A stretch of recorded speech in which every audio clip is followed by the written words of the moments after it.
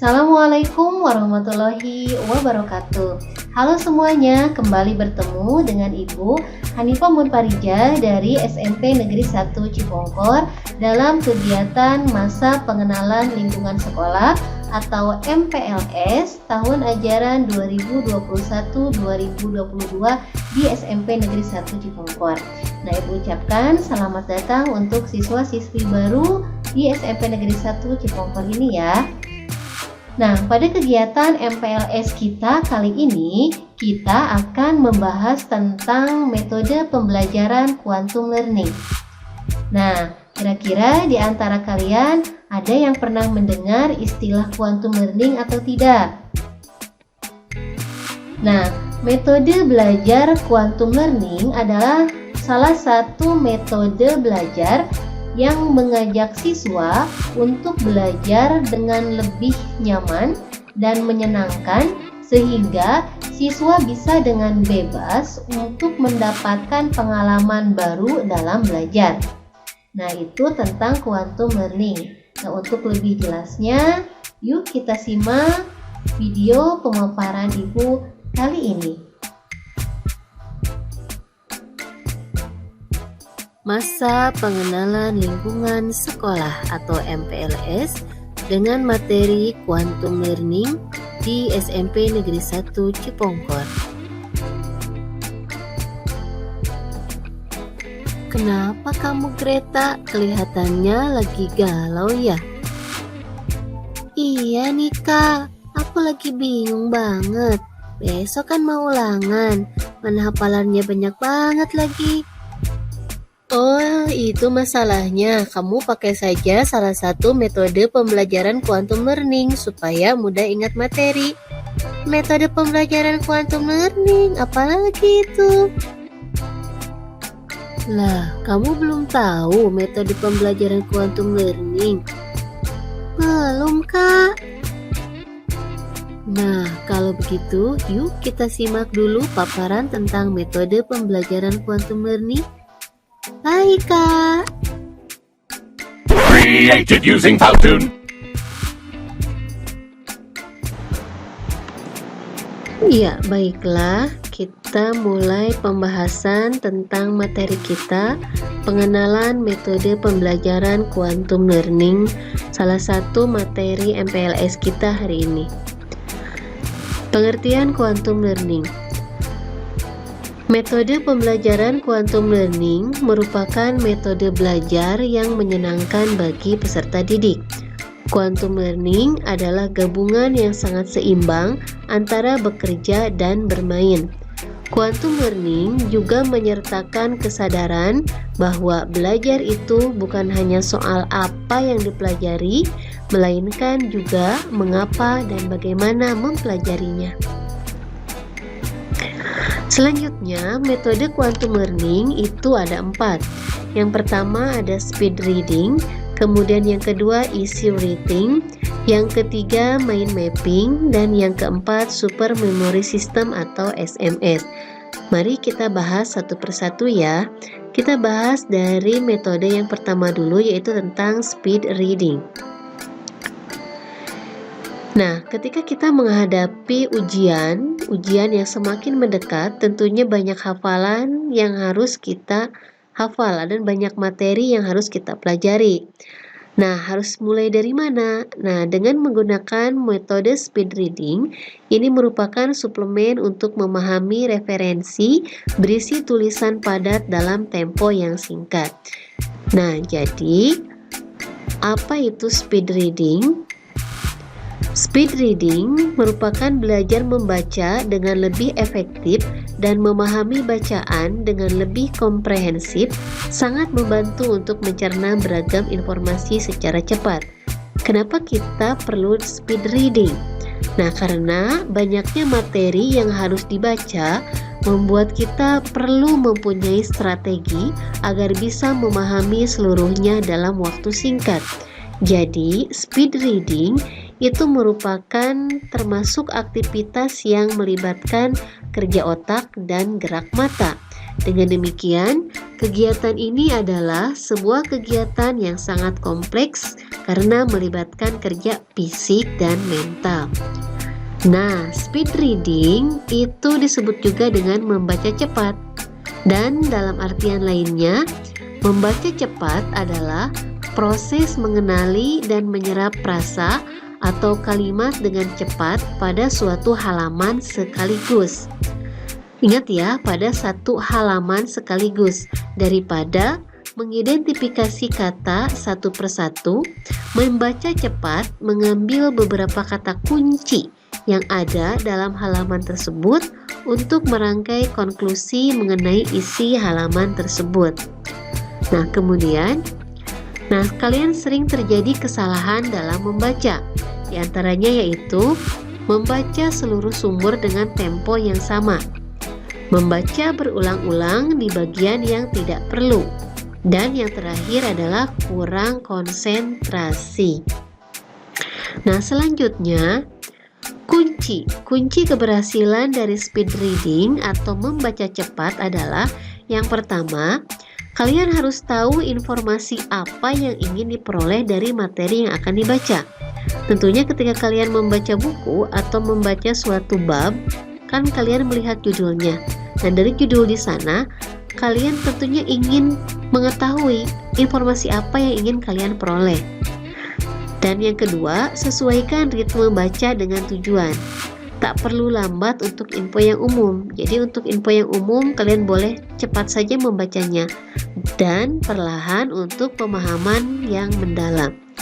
Selanjutnya yang ketiga adalah hindari distraksi yang menghambat konsentrasimu. Jadi gunakan jari atau penunjuk untuk membantumu membaca. Bagaimana? Paham sampai sini? Kita lanjutkan ya. Teknik membaca cepat. Nah, ini apa saja sih teknik membaca cepat? Ada beberapa teknik membaca cepat. Yang pertama adalah metode pointer. Ini menggunakan jari untuk menggarisbawahi tulisan ketika membaca. Dan ini dikenal sebagai metode pointer. Dan kadang-kadang juga disebut hand pacing atau meta guiding. Jadi seperti terlihat di gambar, ketika kita membaca ini menggunakan jari untuk menggarisbawahi. Selanjutnya, metode yang kedua adalah metode tracker and pacer. Ini adalah variasi dari metode pointer di mana kita memegang pena dan menggarisbawahi atau melacak setiap baris saat membacanya.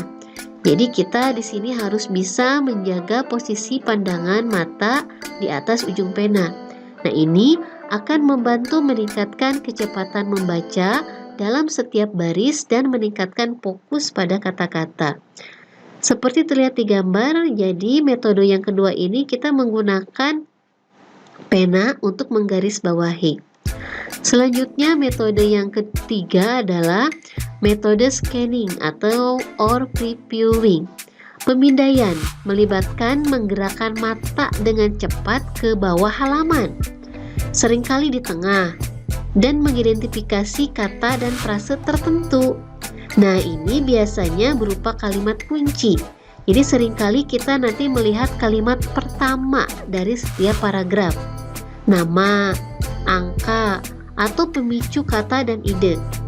Nah, kita tidak akan membaca setiap kata, tetapi pandanganmu akan melihat apa yang penting untuk memungkinkan kamu memahami ide dasar dari halaman tersebut. Jadi ini ya, seperti ini.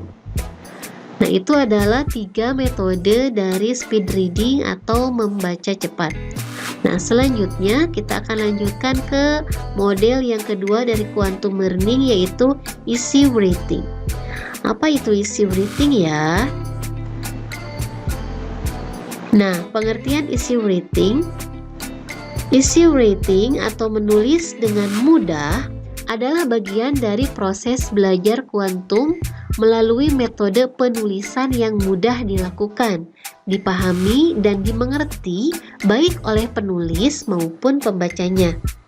Dan kemudian ada 3 metode utama yang bisa kamu praktikkan dalam isi writing ini. Yang pertama adalah merekam percakapan.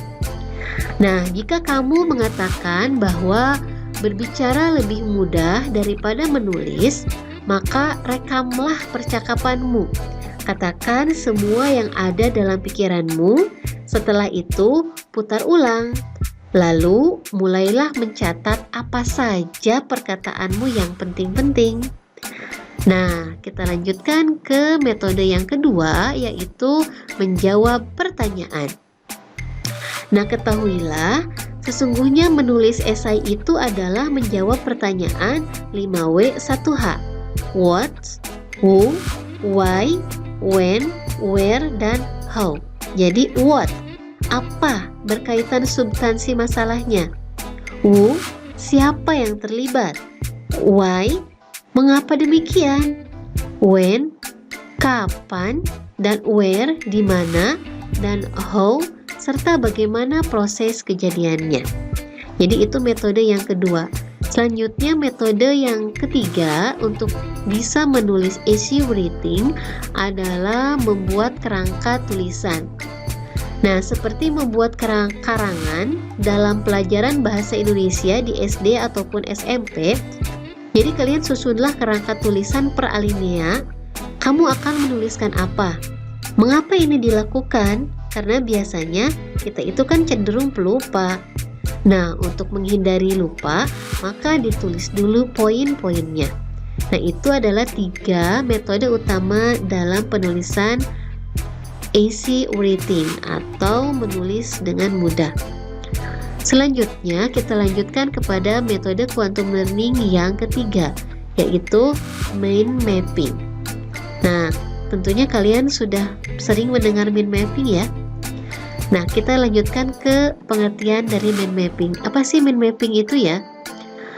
Nah, mind mapping atau sering disebut sebagai peta pemikiran. Mind mapping bisa menjadi salah satu solusi bagi kamu yang sulit memahami atau menghafal sebuah materi. Nah, mind mapping sendiri merupakan teknik pemanfaatan keseluruhan potensi otak dalam memetakan sebuah pikiran lewat citra visual dan sarana grafis lainnya. Nah, dengan demikian, pengertian dari mind mapping adalah sebuah metode untuk mengelola informasi secara keseluruhan melalui pemetaan peta pikiran berbentuk percabangan yang dituangkan langsung ke dalam media tulis, baik kertas maupun digital. Umumnya, mind mapping ini berupa suatu percabangan dari bagan-bagan. Nah, ini seperti terlihat dari gambar, itu adalah gambar salah satu mind map ya. Nah, manfaat dari mind mapping itu untuk apa saja ya? Yang pertama, meningkatkan kemampuan untuk mengingat sesuatu yang penting. Kemudian yang kedua, melatih manajemen informasi, konsentrasi, serta ketelitian.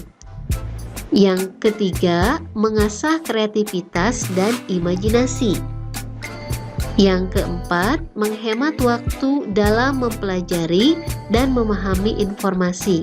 Dan manfaat yang kelima adalah dapat diaplikasikan pada beberapa hal. Nah, kita lanjutkan.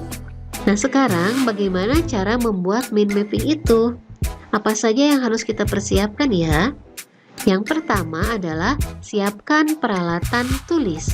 Seperti terlihat di gambar yang ini. Nah, untuk membuat mind map, gunakan pulpen yang berwarna-warni. Lalu, mulailah menggambar dari bagian tengah kertasmu. Gunakan kertas dengan orientasi landscape atau mendatar, supaya mendapatkan lebih banyak tempat. Jadi, kalian gunakan pensil yang berwarna-warni ya, supaya indah terlihatnya. Kemudian, yang kedua adalah menuliskan topik utama. Jadi setelah kalian menyiapkan pulpen warna-warni, setelah itu mulailah membuat mind mapping dengan menuliskan topik utama di bagian tengah halaman. Kemudian lingkupilah dengan lingkaran persegi, atau bentuk apapun terserah kamu. Kamu juga bisa menambah dengan gambar, misalnya gambar lampu bohlam dan sebagainya. Jadi seperti terlihat dari gambar, jadi tuliskan dulu topik utamanya di tengah-tengah. Kemudian tulisan itu kemudian kamu lingkupi dengan lingkaran atau persegi. Jadi ini langkah yang kedua. Kemudian langkah yang ketiga setelah menuliskan topik utama adalah menambahkan anak gagasan utama. Jadi tambahkan garis cabang dari gambar pusatnya untuk setiap ide dan anak gagasan utamanya. Nah, seperti ini gambarnya. Jadi jumlah garis cabangnya itu akan bervariasi tergantung jumlah cabang atau anak dari ide utamanya. Usahakan gunakan warna yang berbeda untuk tiap garis cabangnya. Jadi setelah kalian menuliskan topik utama di tengah, kemudian kalian membuat cabang-cabang nih untuk anak gagasan utamanya. Selanjutnya, cara yang keempat, tuliskan kata kunci di setiap cabang. Jadi kalian tulislah kata kunci di setiap cabang. Nantinya kata-kata kunci inilah yang akan menyampaikan inti dari gagasan dan memicu ingatan kamu. Jadi ini akan mempermudahmu mengingat kembali. Nah ini, jadi setelah kalian tadi menuliskan topik utama di tengah, kemudian membuat cabang-cabangnya, nah kalian setelah itu tuliskan kata kunci di setiap cabangnya.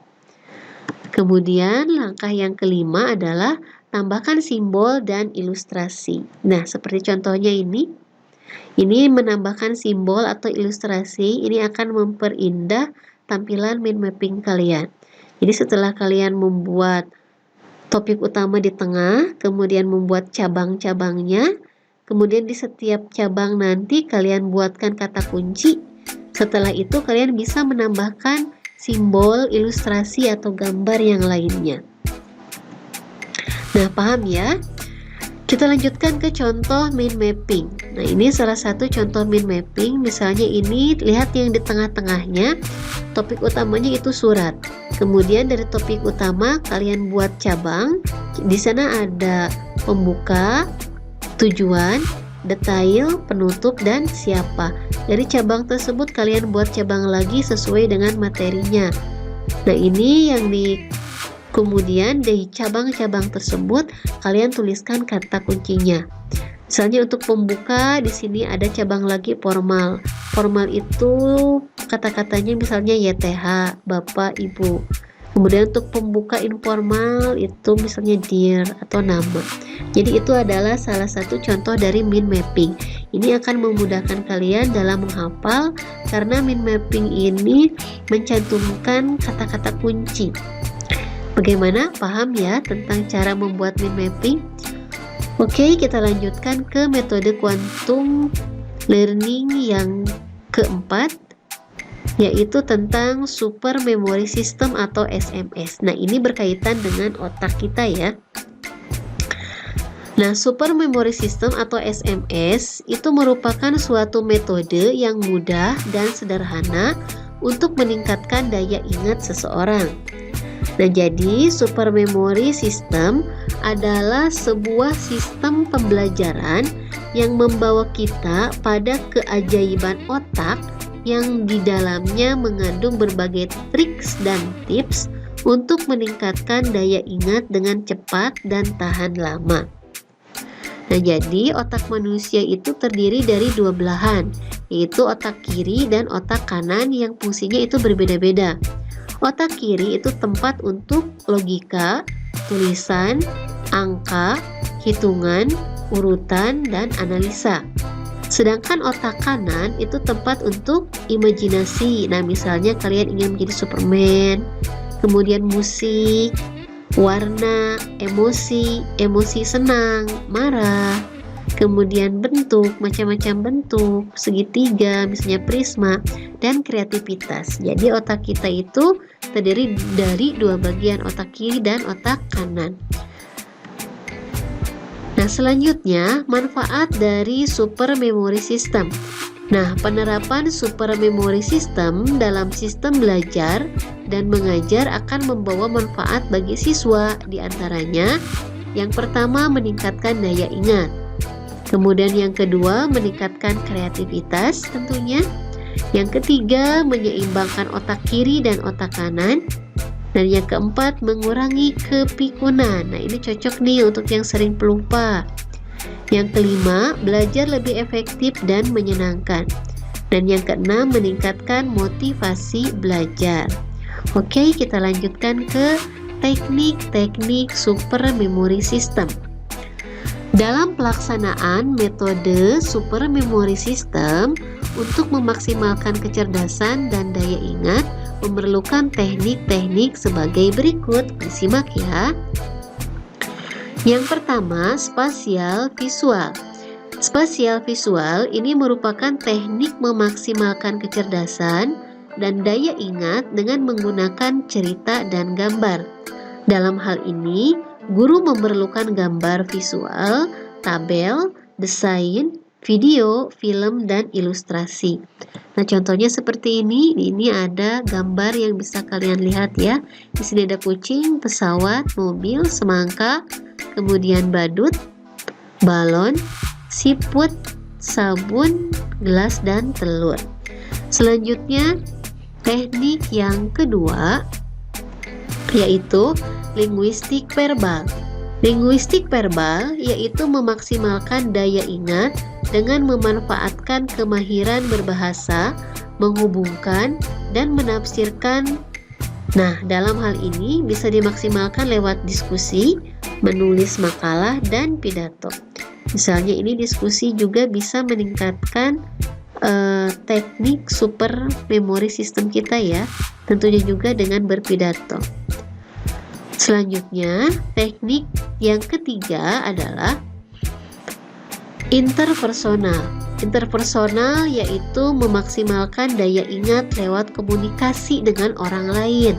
Dalam hal ini dimaksimalkan dengan kerjasama dengan kelompok, permainan, dan sebagainya. Contohnya ini ya, ini permainan bakyak. Tentunya ini memerlukan kerjasama kan dengan suatu kelompok. Nah, ini termasuk teknik dari SMS. Teknik yang keempat adalah naturalis, yaitu memaksimalkan daya ingat dengan memanfaatkan alam sekitar dengan simulasi, penemuan, dan berinteraksi.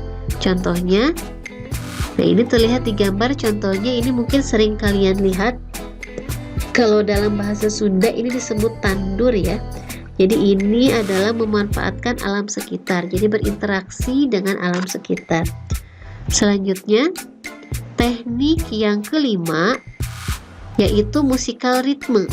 Jadi musikal ritme itu memaksimalkan daya ingat dengan menyanyi atau memainkan irama. Nah, biasanya kalau dengan menyanyi kan bisa gampang ya untuk menghafal atau mengingat daripada kita menghafal begitu saja. Jadi kalau dengan menyanyi itu biasanya lebih mudah untuk hafal dan ingat terus. Selanjutnya yang keenam adalah badan atau kinestik. Badan atau kinestik itu yaitu memaksimalkan daya ingat melalui sensasi gerakan badan. Contohnya seperti senam, seperti ini. Ini juga merupakan salah satu teknik dari super memory system yang bisa kalian lakukan untuk memaksimalkan daya ingat kalian. Nah, teknik yang ketujuh adalah intrapersonal. Jadi intrapersonal itu memaksimalkan daya ingat dengan cara mengacu pada kesadaran sendiri. Jadi di sini dari dalam diri seseorang dia sadar bahwa dia itu memang sanggup untuk mengingat. Dia sadar dia itu cukup bisa, cukup mampu untuk mengingat dan menghafal hal-hal tertentu. Dia merasa yakin pada dirinya sendiri. Selanjutnya, teknik yang terakhir adalah logis matematik. Jadi, logis matematik itu memaksimalkan daya ingat atau kecerdasan berpikir dengan penalaran. Contohnya adalah bermain catur ya. Ini bisa memaksimalkan kecerdasan berpikir kalian karena di sini kita memasang strategi supaya menang. Nah, itulah teknik-teknik dari super memory system yang bisa kalian gunakan untuk meningkatkan daya ingat kalian, kecerdasan berpikir kalian. Bagaimana? Sudah paham keempat dari metode quantum learning ya? Nah, ini ada salah satu latihan yang bisa kalian gunakan untuk melatih konsentrasi kalian antara otak kiri dan otak kanan kalian. Misalnya ini, coba sebutkan warnanya, jangan tulisannya. Misalnya ini yang kuning, tulisannya kuning kan, tapi warnanya hijau. Jadi kalian sebutkan warnanya, jangan tulisannya. Kita coba sama-sama ya. Ingat, sebutkan warnanya, jangan tulisannya. Kita mulai dari awal sampai akhir bersama-sama. Oke, 1, 2, 3. Hijau, merah, putih, kuning, putih, merah, biru, merah, hijau, merah, biru, kuning, hijau, putih, merah, putih, kuning, hijau. Ya. Nah, jadi otak kanan kita tadi berusaha menyebutkan warna kan, tapi otak kiri kita tetap akan membaca tulisannya. Nah, ini akan melatih konsentrasi, menyeimbangkan antara otak kiri dan otak kanan. Seru kan pembahasan kita? Nah, itu tadi tentang metode quantum learning yang telah kita bahas. Jadi ada speed reading, issue rating, mind mapping, dan super memory system atau sering disebut dengan SMS. Paham ya tentang metode dari quantum learning? Oke, kalau begitu Ibu ucapkan terima kasih. Nah, bagaimana? Kalian sudah paham apa yang disebut dengan metode belajar quantum learning bukan? Jadi metode belajar quantum learning itu ada 4. Yang pertama ada speed reading, membaca cepat.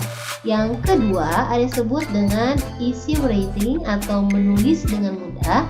Yang ketiga ada yang disebut dengan mind mapping.